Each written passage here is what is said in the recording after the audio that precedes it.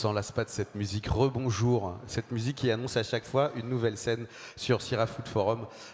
Merci d'être là encore avec nous. Il nous en reste 4 aujourd'hui. On va avoir des choses très belles.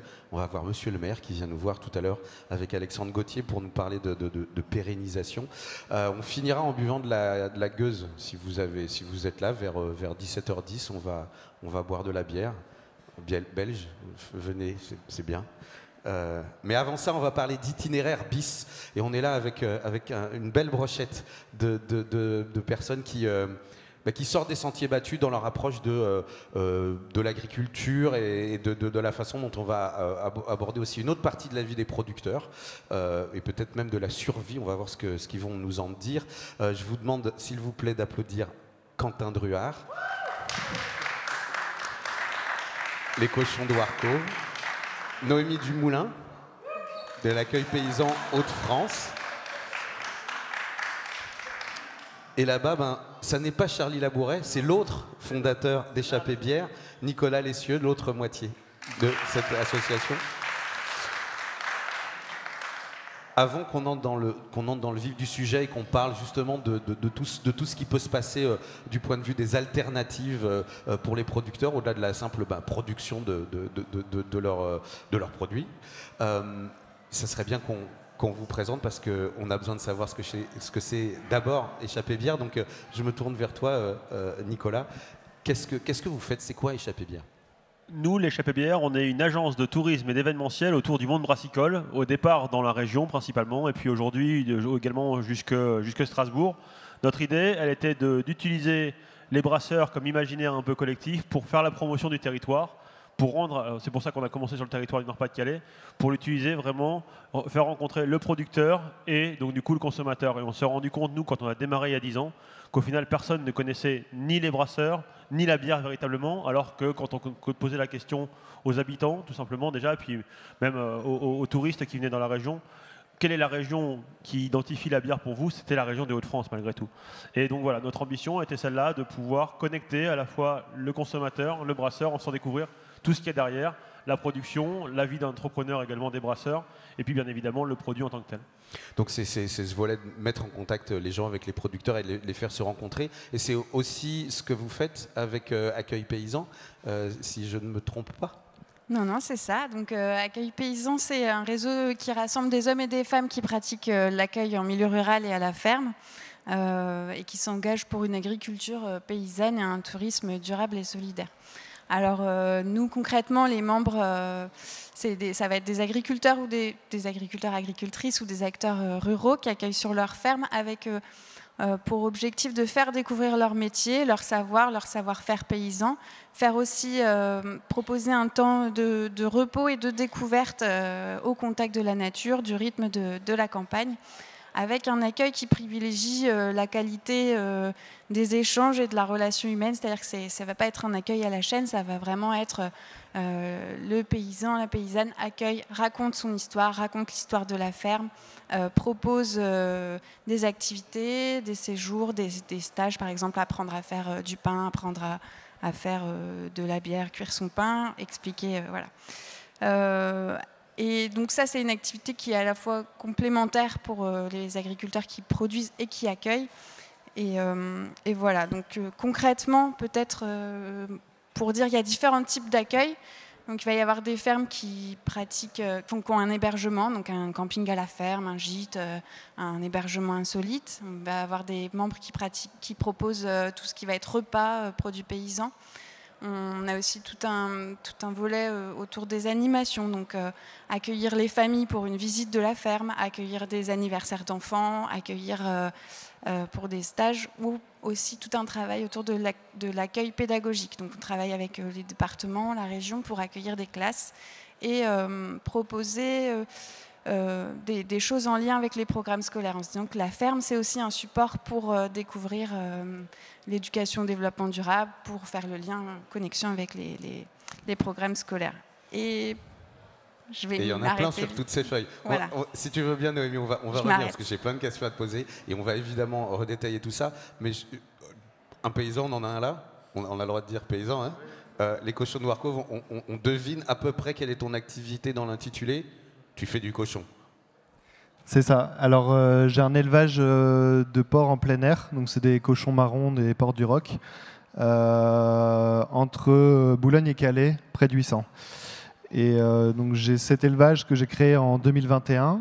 Et du coup, les cochons naissent sur place. Donc c'est un élevage naisseur-engraisseur. Ils naissent, ils sont engraissés pendant toute une période, à peu près une dizaine de mois. Et puis après, je vends la viande en vente directe, donc directement auprès des consommateurs ou au restaurant aussi. Voilà. C'est pour ça que tu es là, hein, c'est pour cet aspect-là, c'est-à-dire la vente directe et le contact, parce que ce qu'on comprend de vous trois, dans la diversité de vos activités, qui sont tout à fait séparées les unes des autres, mais c'est qu'il faut établir un échange, un lien, et qu'il faut, j'entends aussi quand même éduquer les gens à la bière, éduquer aussi les gens à comprendre de nouveau ce qu'on mange. On a beaucoup parlé de ça depuis hier ici, avec cette idée que quand on a le produit, tout à l'heure on était avec Stéphane Mille qui nous disait ça, il amène les gens coupés avec le sécateur, et quand on a vu le produit et qu'on le cuisine après, bah, on n'a pas le même rapport. C'est ce que tu ressens quand les gens viennent chez toi acheter directement à la ferme? Tu penses que ça change leur perception de ce qu'ils vont manger? Oui, en fait, je vends essentiellement à la ferme. Donc les cochons sont à 200 mètres. Il y a juste des clôtures, et après ils les voient gambader, ils les voient faire des trous dans la boue. Et du coup, en fait, les clients, quand ils viennent, c'est un but de balade. Ils viennent acheter la viande, et en même temps ils viennent voir les cochons. Et donc voilà, je peux pas leur mentir, je peux pas voilà, tout est visuel. Et c'est hyper intéressant dans la zone où on est, parce que pas mal de gens viennent en vacances ou viennent le week-end, et en fait ils ont le temps, et du coup ils prennent le temps de venir voir, et j'ai l'impression que c'est hyper intéressant, hyper important pour eux, quoi. Donc recréer ce lien, Noémie, tu le disais, c'est fondamentalement la mission que vous vous êtes donnée. Aujourd'hui, le réseau Accueil Paysan, c'est combien de personnes? Alors à l'échelle nationale, on a 800 structures qui sont membres d'Accueil Paysan. C'est pas un énorme réseau de masse. Et à l'échelle des Hauts-de-France, on a 46 adhérents. Et donc, avec cette idée, à chaque fois, tu l'as dit, il y a toute une série de choses qui peuvent se passer, et avec une pédagogie. On va parler après, parce que c'est un élément important de l'aspect économique, mais le fondement, c'est ça, c'est d'expliquer, c'est de faire mieux comprendre aux gens ce que c'est que le travail des paysans. Oui, c'est ça. Le fondement, c'est de recréer du lien aujourd'hui entre la société civile et le monde agricole, de permettre de se comprendre. Il y a aussi pas mal d'a priori de part et d'autre, mais de favoriser la rencontre, partager, montrer son mode de production, expliquer les choix, les contraintes d'un paysan et de la production. Et aussi reconnecter son alimentation, parce que quand on apprend à faire du fromage, voilà, ça rejoint, mais c'est retrouver aussi ce lien. Est-ce que tu dirais qu'on a perdu, on en parlait avec plusieurs producteurs qui étaient là, les gens sont parfois surpris, l'idée de la saison, ils ne savent pas quelle est la saison de quel légume, le fromage, ils ne savent pas comment c'est fait. Ce n'est pas pour jeter la pierre, mais je veux dire que c'est que finalement, on est vraiment arrivé à un point où on ne sait plus comment on fabrique les choses les plus simples. Le fromage, ce n'est pas si compliqué, mais on ne sait plus comment ça se fait. Non, c'est vrai. Et alors, on est quand même très nombreux pourtant à avoir cette connexion au monde paysan de par des aïeux qui sont souvent pas très lointains. On a beaucoup un paysan de notre famille, voilà. Mais c'est des choses qui se perdent aussi par la déconnexion entre milieu rural et milieu urbain. Et même en milieu rural, on voit des enfants qui vont pas souvent sur les fermes. En fait, les fermes sont souvent des lieux de production qui sont pas ouverts. Voilà. L'idée, c'est de réouvrir un peu au territoire. C'est la même chose pour la bière, on est d'accord? On en boit tous et personne comprend comment c'est fait. Il y a 10 ans, alors l'éducation, au final, la bière artisanale est revenue sur le devant de la scène par plein d'autres prismes, bien évidemment que le tourisme, mais c'est vrai qu'aujourd'hui, il y a une image un peu différente de la bière artisanale. Mais quand on a commencé il y a 10 ans, quand on parlait de malt, quand on parlait d'orge, quand on parlait de houblon, au final, on était un peu stupéfait de voir que les habitants de la région connaissaient pas du tout ce qu'il y avait derrière. Le houblon, à quoi ça ressemblait, comment ça poussait, à quoi ça servait, la céréale idem. Et donc du coup, c'est vrai qu'il y a tout ce côté pédagogique de reconnecter un petit peu et de parler d'artisanat, de remettre aussi les mots derrière ce que ça veut dire. Aujourd'hui, les brasseurs ont la possibilité d'avoir un sourcing de produits beaucoup plus local parce que pendant longtemps, la production de houblon était un peu compliquée de redémarrer. Aujourd'hui, c'est possible et donc, oui, ça donne forcément un sens à ce qu'on consomme, de se dire, l'ensemble des produits viennent de la région, ils sont transformés par un artisan ici, à côté de chez moi. Et de la même façon, on se rendait compte qu'il y a énormément de personnes qui ne connaissent pas les brasseries, parfois juste à côté de chez eux, et qu'on consomme des produits de masse. Alors, encore une fois, nous, on n'a jamais été dans le bien, pas bien, l'industriel, c'est le grand méchant, et puis l'artisan, c'est le gentil, mais de manière générale, de savoir qu'il y a des artisans à côté de chez nous, et de savoir comment ils produisent, et quels sont leurs enjeux au quotidien, et leur manière de travailler, oui, forcément, pour nous, ça fait partie du grand projet sur un produit emblématique du territoire. C'est le seul moyen aussi de faire comprendre, et bien sûr on ne va pas jeter la pierre forcément, il y a des bières de grande production qui sont bonnes, mais il y a une différence, il y a aussi une différence parfois dans le prix, ça ne coûte pas la même chose de faire bien une bière artisanale que de faire une fermentation basse en 2 heures. Il y a besoin de montrer tout ça et d'expliquer. De toute façon, il faut réexpliquer en effet le savoir-faire. Nous, il y a quand même beaucoup de personnes qui visitent une brasserie et qui à la fin disent « Ah, c'est aussi compliqué entre guillemets que ça de faire une bière ». Et à partir du moment où on réexplique ce cheminement, on a un peu gagné. Le rôle de l'artisan reprend du sens par rapport au visiteur. Et puis le visiteur d'un jour, du coup, le but pour nous, c'est qu'il soit aussi éducateur de ses amis, qu'il soit aussi le relais d'information de la brasserie et qu'il puisse communiquer plus globalement sur le fait de dire « Ah tiens, en fait, j'ai visité ça, tu savais ça ?» Et voilà, petit à petit, on voit en disant, nous, l'évolution de l'éducation par rapport à ça a largement évolué, mais il y a encore beaucoup à faire pour savoir qu'est-ce qui se passe, qu'est-ce qu'on peut aller visiter, qu'est-ce qu'on peut découvrir, et puis voilà, au sens large, la mise en valeur des artisans. Il y a beaucoup de choses que la région a mis en place également depuis quelques années pour continuer à valoriser ça. Nous, avec nos actions, bien évidemment, on le fait également, mais ça passe par là, parce que on peut raconter toutes les histoires qu'on veut, à partir du moment où il n'y a pas la rencontre producteur-consommateur, au final, il y a une partie de l'histoire qui se perd et qu'on n'arrive pas à retranscrire sans vraiment que les personnes aillent sur place. Et c'est un des enjeux majeurs de vraiment réussir à faire en sorte que le visiteur, l'habitant, le touriste puisse à un moment passer le pas d'une brasserie, se rendre compte de quoi on parle, pour que voilà, ça imprime beaucoup plus qu'une rencontre sur un marché de producteurs, que moi qui raconte une histoire quand je fais des dégustations avec l'équipe. C'est pas la même chose. On a beau transmettre beaucoup de passion, beaucoup de choses en ce moment-là. Le fait de rentrer, et j'imagine encore plus dans une ferme ou autre aujourd'hui, dans une brasserie, c'est la même chose. Il y a un côté « Ah, ça ressemble à ça », je comprends beaucoup mieux déjà, rien qu'en voyant l'espace de travail. Parce que il y a de la pédagogie, il y a de l'explication, mais tout ça c'est du plaisir aussi, c'est-à-dire qu'on arrive, on découvre, on voit, et c'est jouissif de voir comment on fait une bière. Exactement, alors nous on ne va pas se cacher que le côté convivial du produit est un élément extrêmement important pour attirer également les personnes à la brasserie. C'est le côté à la fin on déguste, on partage un moment, on discute autour d'une bière, c'est tout l'image qu'on veut associer bien évidemment au niveau plutôt cette fois-ci attractivité de la région, de redonner ça reconnecte à beaucoup de choses qui nous rassemblent au quotidien. De toute façon, il n'y a qu'à voir ici sur le Syrah omnivore, il y a un grand bar à bière dans le fond, il y a des producteurs qui sont présents. La bière est un élément incontournable et oui, la convivialité de la bière est un des éléments qui permet de motiver aussi les gens à se déplacer pour aller sur place. C'est pareil chez toi, tu l'évoquais, c'est un plaisir pour les gens de venir, de te rencontrer, de voir les cochons. Enfin, c'est plus seulement acheter de la viande, c'est passer un moment avec toi aussi. Oui, et en plus, on n'en voit jamais ou très rarement des cochons parce qu'ils sont tous, 95% des cochons sont élevés en bâtiment. Et du coup, en fait, les gens ont plein de questions qu'ils n'osent pas forcément poser parce que ils n'ont pas accès en fait à cette production entre guillemets. Et du coup, en fait, les clients sont vraiment très intéressés de savoir comment ça fonctionne, comment ça grandit, combien de temps je les élève, voilà, s'ils sont bien traités, et donc je passe beaucoup de temps et en fait moi la vente directe et le lien avec les restaurateurs me permet ça aussi, c'est de faire de la pédagogie aussi à travers l'élevage. Et aussi d'avoir une confiance entre le producteur et le client, quoi. Vous voyez avec tous les membres du réseau la même chose, j'imagine, Noémie. C'est un échange qui est bénéfique aussi pour les paysans. Enfin, il y a quelque chose de joyeux qui se passe aussi. Oui, bien sûr. Après, tous les membres de notre réseau, ils ont cette volonté de l'accueil. Voilà, c'est quelque chose qu'ils souhaitent développer, et de la rencontre aussi, d'ouvrir sa ferme, ça permet d'être ouvert vers l'extérieur, parce que c'est souvent des métiers astreignants. Quand on fait de l'élevage, on n'a pas le loisir de parcourir les quatre coins du monde. En tout cas, on a peu de temps, et ça permet aussi d'avoir de la rencontre sur son territoire.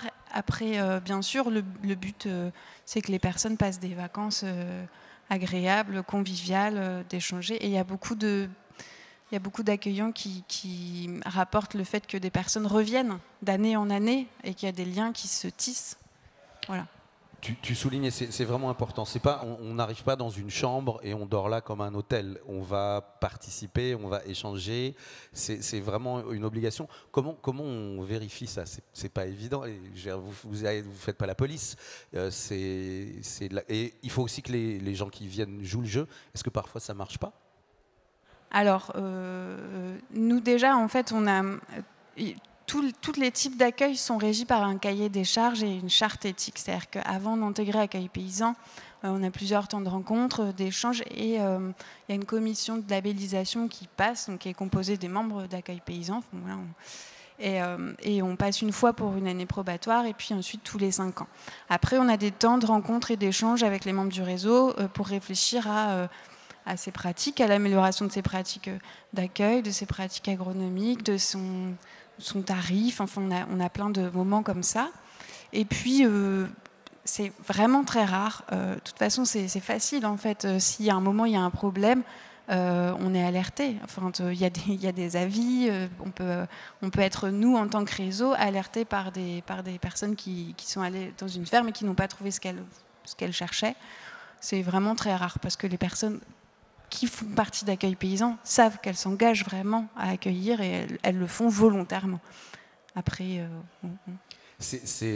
même s'il y a tout cet échange, c'est aussi un intérêt économique. Il y a parfois besoin de compléter aujourd'hui, quand on est agriculteur, paysan, que ce soit dans l'accueil ou toi dans la vente. Enfin, c'est aussi parce qu'il faut ajouter un revenu qui vient pas sinon. Ou Oui.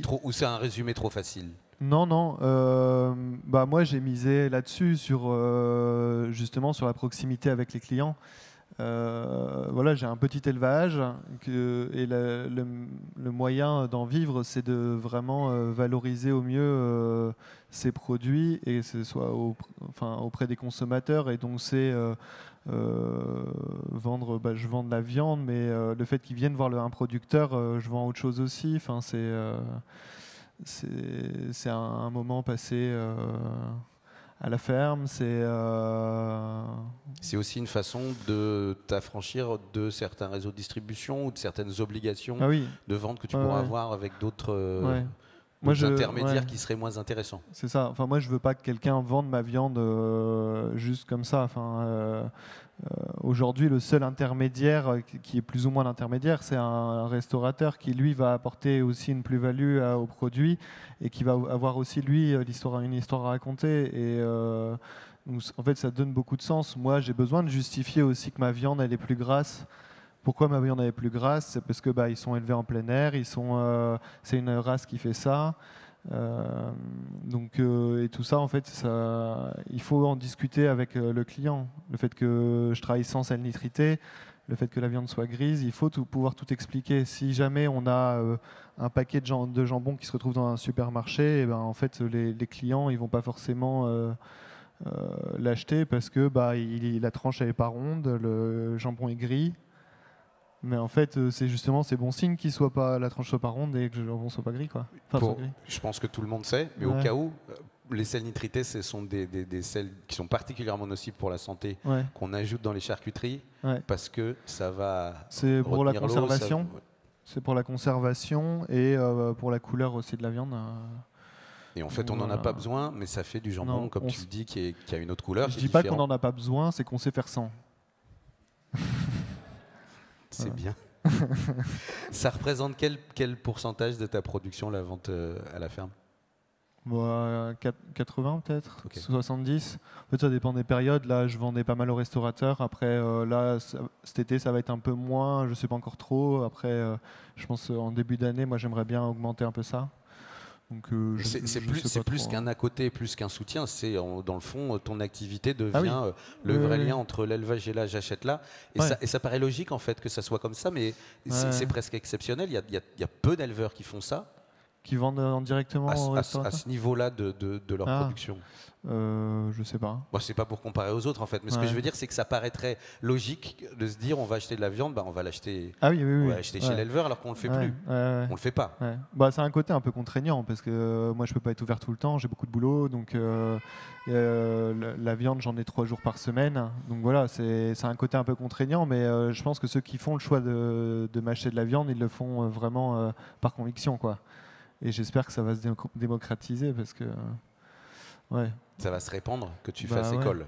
Ouais, On espère aussi. j'aimerais bien. Noémie, je t'ai vu réagir quand j'ai parlé de l'aspect économique et puis comme on en parlait avec Quentin, j'ai dit une bêtise. Non, mais qu'est-ce que ça représente pour les paysans aussi de ce point de vue-là? Enfin, est-ce que c'est uniquement pour l'échange ou est-ce qu'il y a aussi besoin souvent parce que voilà, pour pouvoir arriver à équilibrer économiquement une exploitation, aussi de développer ses activités annexes? Alors non, c'est pas du tout une bêtise. Nous, ça va être très divers. En fait, il y a des fermes pour lesquelles l'activité d'accueil, ça va représenter beaucoup, et d'autres pour lesquelles ça va représenter une toute petite partie. Aujourd'hui, c'est clair que c'est une activité qui permet de se diversifier, donc de aussi pas mettre tous ses œufs dans le même panier, d'avoir une activité complémentaire ou supplémentaire ou annexe à une activité de production principale. Voilà. Ça dépend vraiment. Après, il est clair qu'il y a des fermes sur lesquelles, avec une petite surface, une production qui est très dépendante du climat, de la nature, l'activité d'accueil peut représenter une source de revenus importante. Et oui, et bien sûr, ça doit en être une. Enfin, nous, on soutient que l'accueil doit être rémunéré. Voilà. Enfin, c'est plusieurs métiers en un, en fait. Accueillir, produire, vendre, transformer. Voilà, du coup, ça suppose un temps, une énergie, une disponibilité. Et voilà. C'est quelque chose qui pourrait t'intéresser, Quentin? Ou il n'y a pas le temps? L'accueil? Oui. Si, je l'ai bien en tête. Mais c'est plus par rapport à mon parcours d'avant, parce que j'étais éducateur spécialisé. Donc, du coup, moi, j'aimerais faire de l'accueil social. Hein. Donc, c'est pas vraiment de l'accueil de personnes tout venantes, c'est un peu plus sur le long terme. Mais bon, pour l'instant, je n'ai pas le temps. Mais un jour, peut-être. Des cochons. Combien tu en as des cochons d'ailleurs? Peut-être 80. Généralement, ouais, là, j'ai 6 truies qui me font 2 portées par an. Et du coup, ça me fait à peu près 80 cochons en même temps. Je dois en faire peut-être 120 par an. Ouais. Ça occupe. Oui. Quand on parle de la bière ici, dans les Hauts-de-France, on regarde il y a 15 ans, on regarde maintenant, on voit plus du tout la même chose. Il y a eu une explosion, enfin, dans toute la France, des brasseries, mais ici aussi, il y a eu une renaissance. Oui, alors la renaissance, elle est même plus forte que ça. C'est vrai qu'il y a eu une renaissance au début des années 2000. Depuis, allez, on va dire une dizaine d'années maintenant, c'est vraiment une explosion au sens premier. Et toute une économie qui s'est recréée. C'est vrai que si on aborde le côté économique pour les brasseries, de l'accueil et ainsi de suite, il y a 10 ans, les brasseries qui arrivaient, brasseries artisanales, honnêtement, vous pouviez aller voir n'importe quel caviste, n'importe qui, on vous l'achetait parce que c'était un côté renouveau, il y avait, le produit passait un peu en deuxième, c'était le côté artisanal qui prenait dessus. Aujourd'hui, il y a près de 250 brasseries dans la région, du coup une concurrence quand même qui s'est établie, beaucoup de produits de très bonne qualité qui sont là, mais malgré tout des débouchés qui sont quand même face à des grosses machines brassicoles, et donc du coup il y a un espace qui n'est pas non plus extensible pour toutes ces brasseries artisanales parce qu'il faut savoir faire du marketing, il faut savoir faire de l'accueil potentiellement, et là on a vu la bascule il y a, je dirais, 2-3 ans. Le Covid a fait une grosse bascule pour beaucoup de monde en disant pendant le Covid, ils ont accueilli un peu forcé puisque leurs distributeurs et les lieux où ils étaient présents dans les bars n'existaient plus. Donc leur production, il fallait bien qu'ils l'écoulent en direct. Et les brasseries se sont dit, mais en fait, ça change complètement ma relation au client.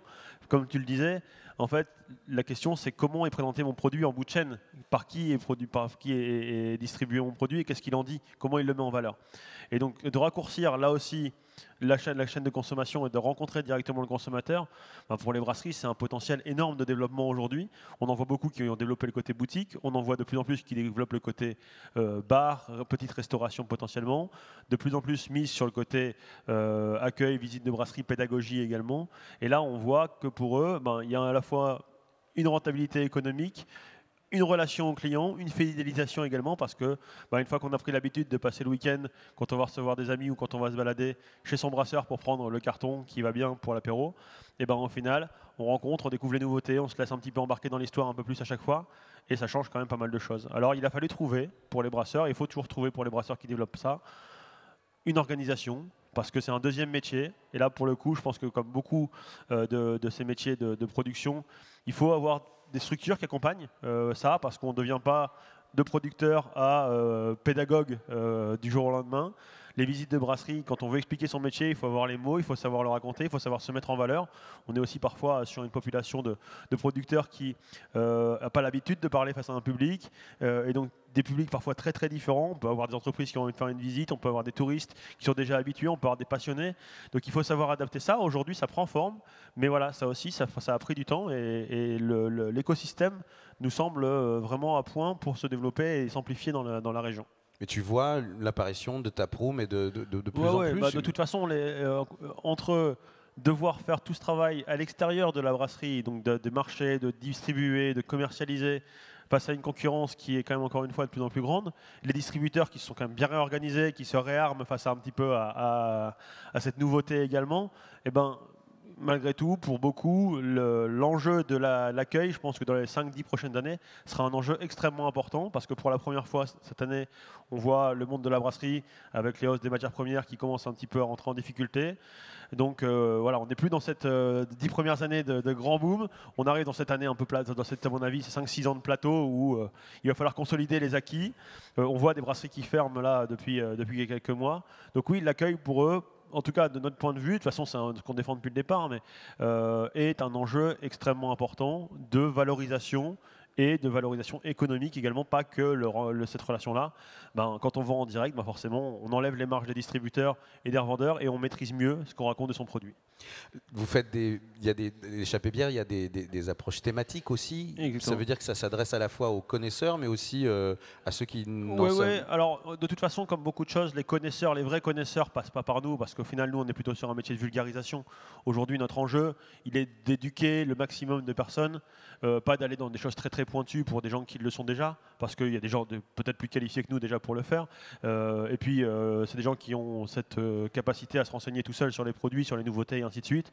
Après, on organise des festivals qui permettent de découvrir des nouveaux producteurs ou ce genre de choses. Mais notre activité du quotidien, c'est vraiment d'essayer de rendre curieux. En fait, c'est ça. On essaye de rendre les gens curieux à ça pour leur donner envie d'aller plus loin. Et puis, généralement, on est la première initiative et ils le font avec nous. Puis après, on voit des gens qui continuent à nous dire « Ah bah tiens, on les recroise quelques années plus tard ou quelques mois plus tard. Ah bah tiens, je suis allé rencontrer le brasseur directement, la visite c'était génial. Ah bah tiens, j'ai découvert tel produit, vous connaissez. » Et en fait, voilà, on a réussi, à partir du moment où on enclenche ce mécanisme-là, on a réussi notre première mission qui est de rendre ça accessible et de donner envie aux gens d'aller plus loin que juste « Ah tiens, elle est bonne la bière, sympa, elle est à l'apéro ». Et même le côté d'aller encore plus loin que « Elle est locale ». C'est bien, c'est cool, mais en rencontrant encore une fois le producteur et en découvrant le métier, on se responsabilise aussi un petit peu dans les actes d'achat par la suite et on découvre en effet, comme tu le disais au tout départ, ok, ma bière elle est peut-être pas à 4 € dans le rayon, elle est peut-être à 6, mais quand je l'achète, je sais ce que j'achète. Et pour nous, c'est quand même un enjeu de l'économie brassicole de la région de demain. Et c'est ça qui fait la force aussi, c'est qu'aujourd'hui, encore une fois, sur la côte, depuis quelques années, ça a explosé également en termes de nouveautés sur les brasseries qui sont installées. Mais c'est le maillage territorial qui fera que, parce que la brasserie, aujourd'hui, si elle est vraiment à côté de chez nous, on peut avoir cet échange d'y aller régulièrement. C'est comme chez toi sur des producteurs d'élevage ou autres, bien évidemment, c'est un endroit où est-ce qu'on peut passer presque toutes les semaines pour prendre son colis, entre guillemets, de la semaine, ou quand voilà. Et ça, c'est vrai que c'est un des gros enjeux pour les brasseurs de réussir à engager dans ce sens-là. Tu disais c'est contraignant, mais est-ce que c'est pas parce qu'on a perdu l'idée que des fois, pour avoir un bon truc, il faut faire un effort. Enfin, si on veut cueillir des mûres, il faut quand même aller faire un petit, voilà, faire mettre les mains dans le buisson, et on a appris à manger dans des magasins ouverts de 8h à 8h du soir, tout est là tout le temps, mais la bière, c'est de saison, le cochon, c'est de saison, on peut pas. C'est le mot contraignant, il est presque, j'ai presque envie de te dire, mais non. Oui, nous, c'est ce qu'on peut nous renvoyer de temps en temps, parce qu'en fait, on est plusieurs producteurs sur place. Il y a du pain, du fromage, du bœuf, des champignons, des légumes. Et en fait, tout est produit là. Et donc, on se regroupe pour faire des marchés, pour essayer d'avoir une offre assez large de produits. Après, c'est vrai que souvent, les personnes, par exemple, ils voient qu'il fait beau, ils veulent faire un barbecue.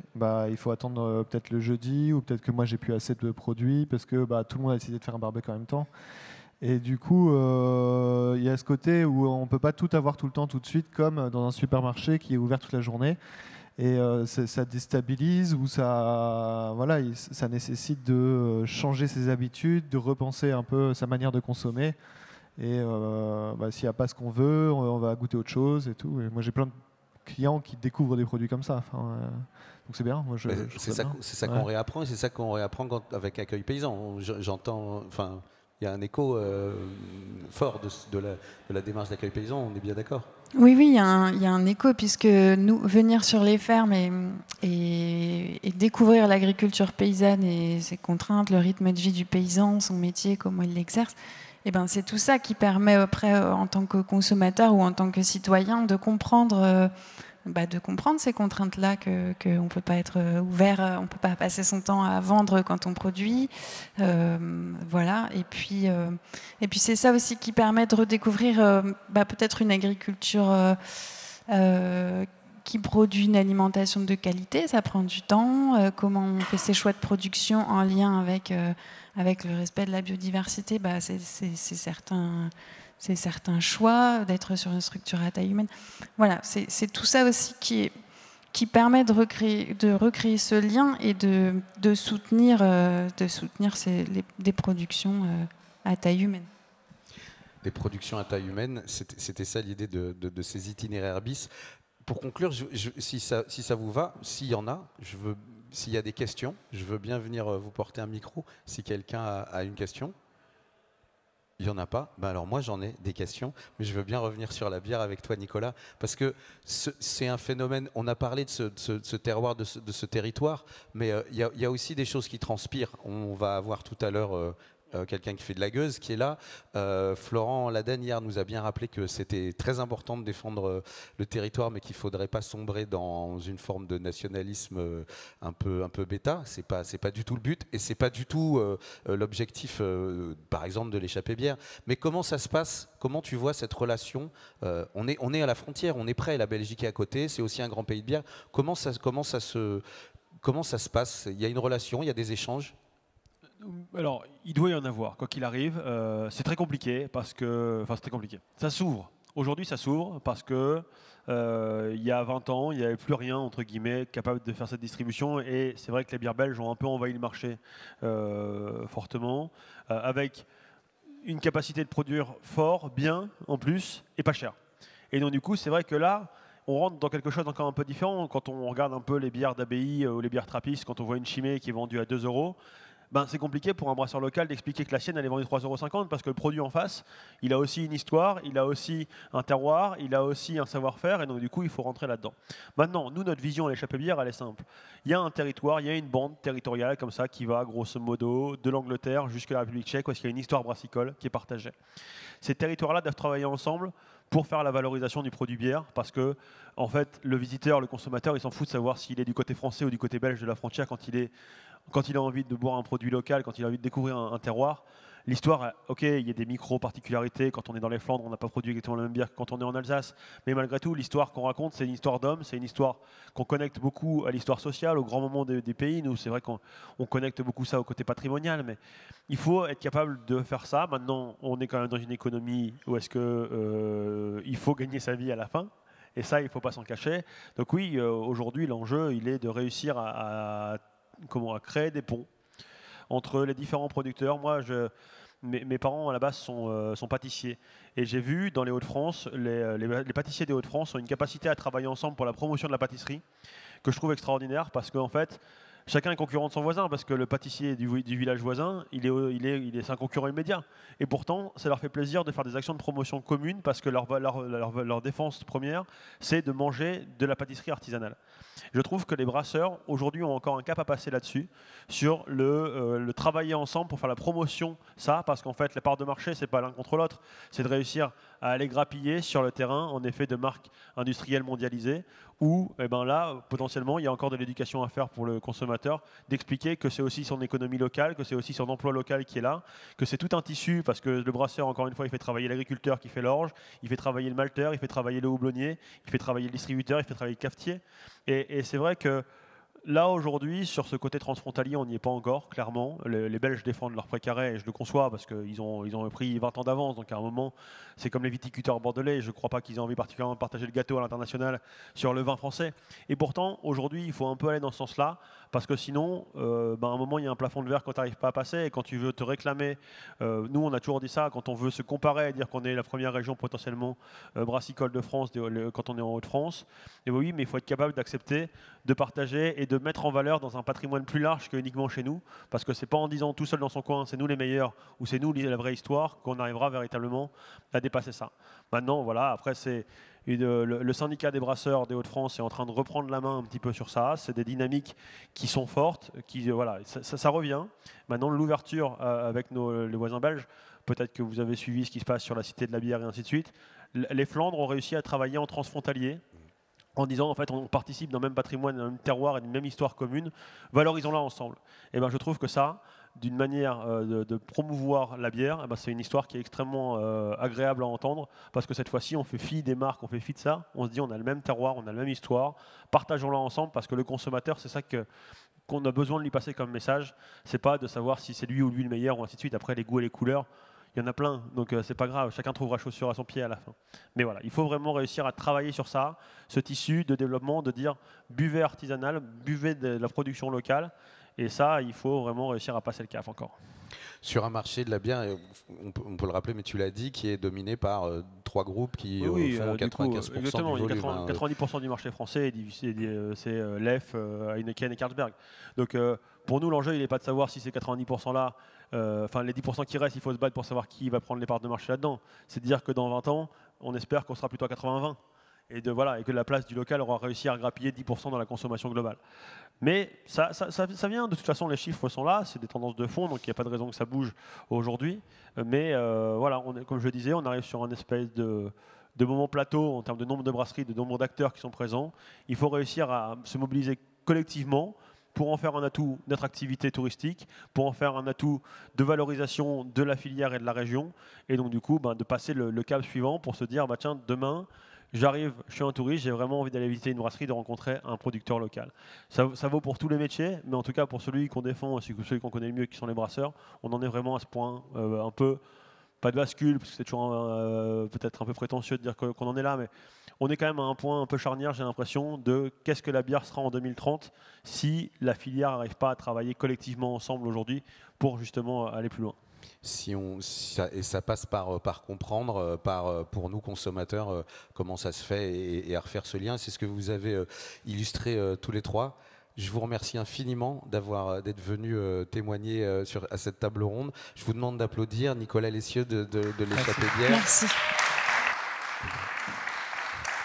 Noémie Dumoulin et Quentin Druard.